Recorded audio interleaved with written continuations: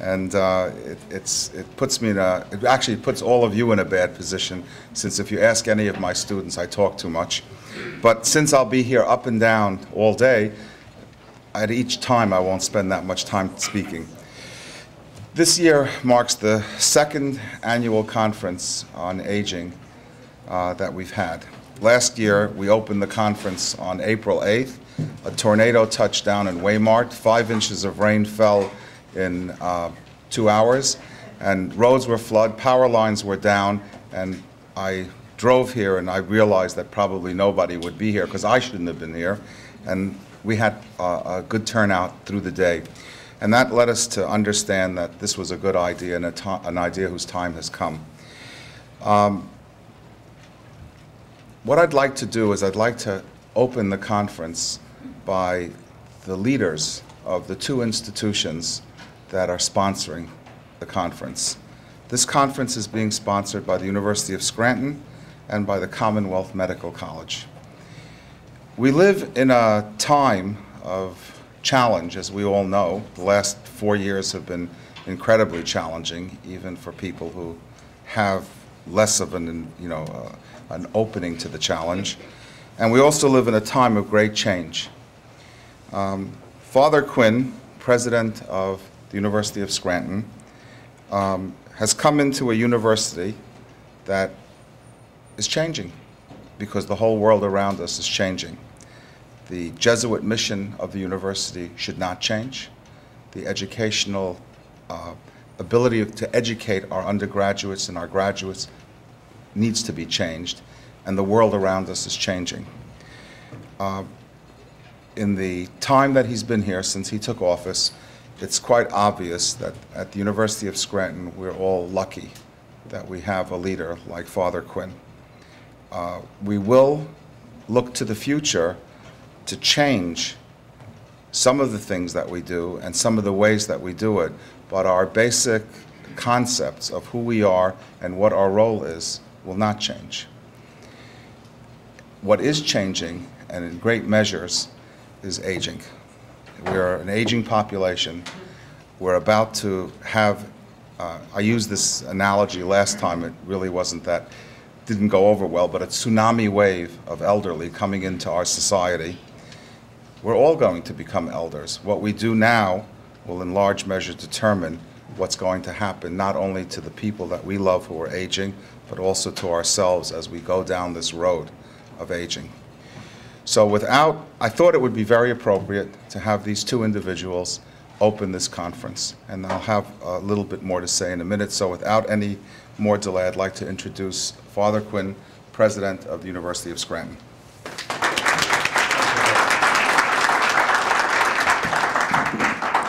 Thanks, Herb.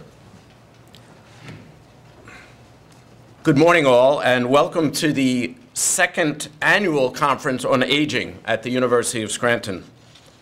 Thank you for your participation today. It's truly great to see so many people from Northeastern Pennsylvania community on campus to discuss the very important issue of aging. I first want to thank the conference organizers for their work in putting together a first-class event for all our participants. There were many folks involved in planning today, but special thanks goes to Drs. Herb Hauser, Tabby Millis-Scandal of the university, and Dan Flynn of the Commonwealth Medical College for your leadership. Thank you very much.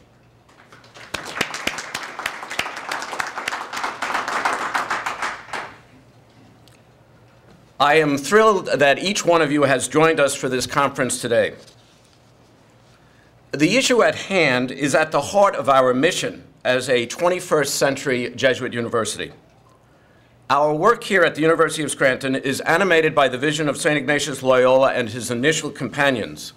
The Society of Jesus is over 470 years old, and your presence here today helps us to fulfill our mission to serve all God's people in the spirit of St. Ignatius. At Jesuit schools, our hope is to provide an education that no classroom alone can offer, to learn with and from people in marginalized communities, and so to become global citizens for a new century. This conference embodies that hope. The things you will learn today will help you better understand the large portion of our population that is aging. This aging process is happening quicker now than at any other time in our history. According to recent numbers, nearly 10,000 baby boomers per day will turn 65. I'm sort of in the middle of that crowd. 65 is still a number of years away. As a 21st century university, it is our job to help usher members of this generation into their golden years. The phenomenon of aging is to be taken most seriously here in Pennsylvania. Our population is one of the oldest in the nation, and we need to be leaders in this field as our population grows older. How Pennsylvania, and in particular northeastern Pennsylvania, deals with our aging population will serve as a model for the rest of the country. To begin this difficult task, we need to understand the current issues that confront our aging population. And as you well know, there are many. Together, we can help ensure that our family members, friends, and neighbors will age with the dignity and service that they deserve. Before I conclude, I would like to take a few moments and to thank people who will speak to you today. First, I single out Dr. Bruce Ames, who's our keynote address giver today. Dr. Ames is one of the great scientists and is on the front lines of our nation's battle against degenerative diseases. He has made a career seeking to find answers to the questions around aging. It is an honor to have him on our campus today, and I thank him for traveling to Scranton all the way from my alma mater, Cal Berkeley. In addition to Dr. Ames, I'd like to thank Dr. Lois Nora, Interim President and Dean of the Commonwealth Medical College, for speaking today. Our two institutions have collaborated on this conference, and I thank her for being supportive of this venture. Thanks, Lois. Lastly, I want to thank Mr. Brian Duke, Secretary of Pennsylvania Department of Aging, for attending today. Secretary Duke will introduce Dr. Ames later today, and many of you will remember that he was our keynote speaker last year. Secretary Duke, more importantly, is a proud graduate of the University of Scranton, and I welcome him home. I hope all you will agree, after your time here at the University of Scranton, we are dedicated to being a leader in the conversation around aging. We have an obligation to our aging loved ones, and I hope that this is the start of a great collaboration in northeastern Pennsylvania, a collaboration among leaders in our area that will make the world a better place. Thank you again for your participation, and God bless.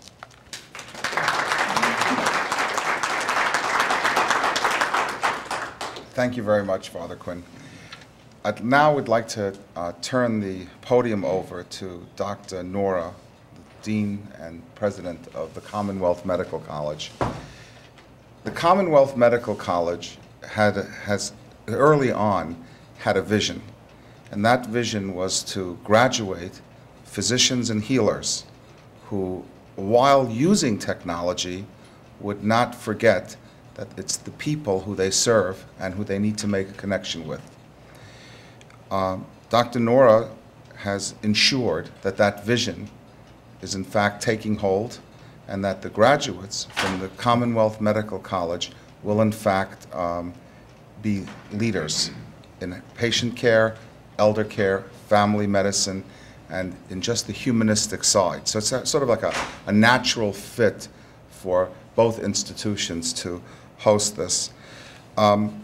I won't go into, Dr. Nora's accomplishments, but after reading her accomplishments, I think I can sum it up in 2 sentences. Been there, done that. It's been a very exciting career if you just look at her biography and her accomplishment. So, first of all, thank you very much for taking the Commonwealth Medical College through its next phase of growth and development, And thank you very much for coming up here and giving comment.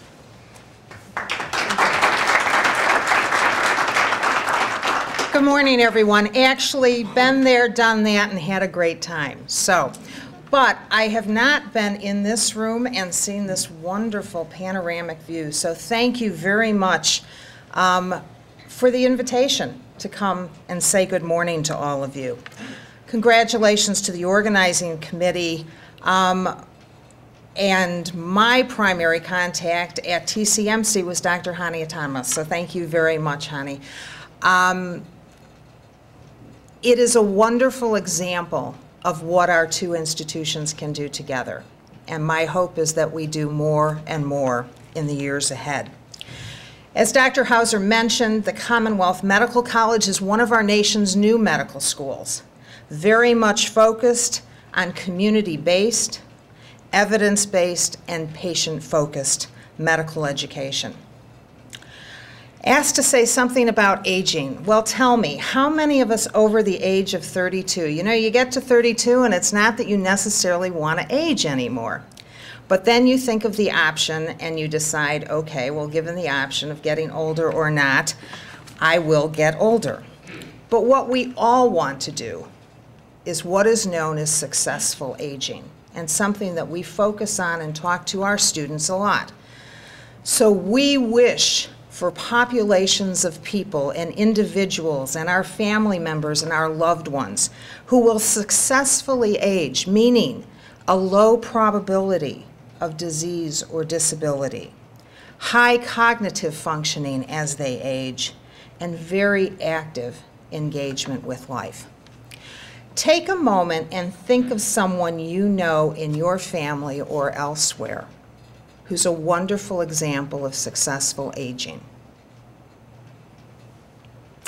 I will tell you that when I sit here in Scranton and think of it, I think of Ann and Leo Moskowitz, tremendous friends of the University of Scranton, of the Commonwealth Medical College, and of our entire community. Mr. Leo Moskowitz, as some of you probably know, is 107 years old. And Mr. Moskowitz is an amazing individual. I'll give you just one example of why I think he's so amazing. At dinner a few weeks ago, I mentioned the economic crisis of 2008 and implications it had had for this community, our medical school, and the world. And he smiled, and we chatted, and he laughed, and he finally said, well, you know, I remember 1929.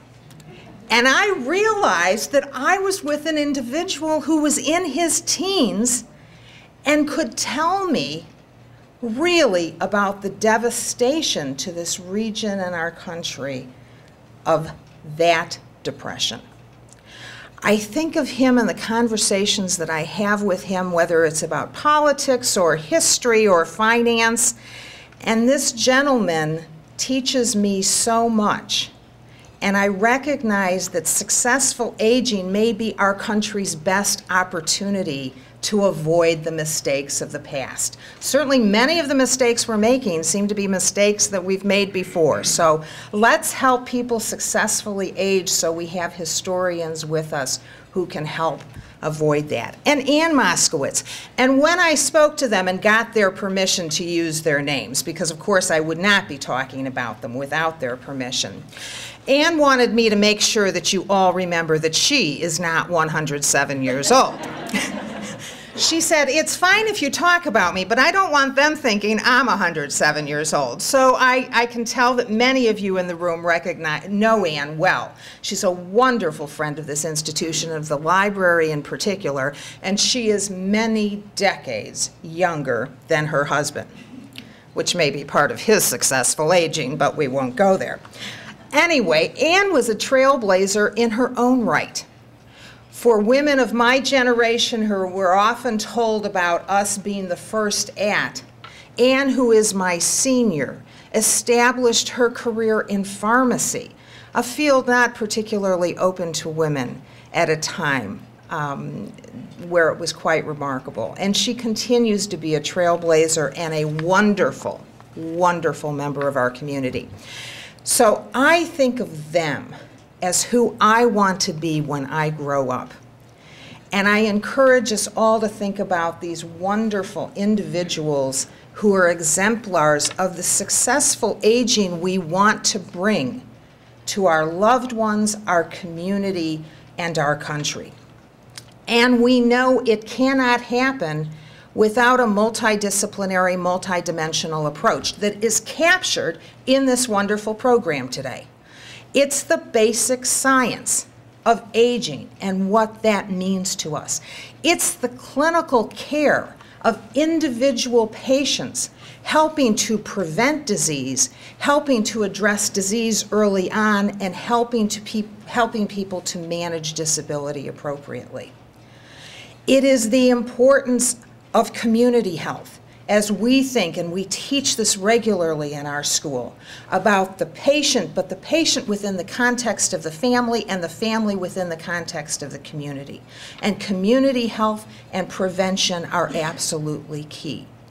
And so we have this wonderful group of panels today that are going to take us, and plenary speaker who is going to speak to us about the basic science, the clinical sciences, community health, all within our social structure, and how fortunate we are to have political and social leaders, Secretary Duke and Senator Blake, who are going to be with us with their vision and talking to us about how they see this coming about for our region, for our state, and for our country. So thank you very much, Planning Committee, for doing this, for my colleagues from TCMC and our colleagues at the University of Scranton for planning such a wonderful program. I wish you a very, very good day, and thank you for doing this for our region. Have a good one.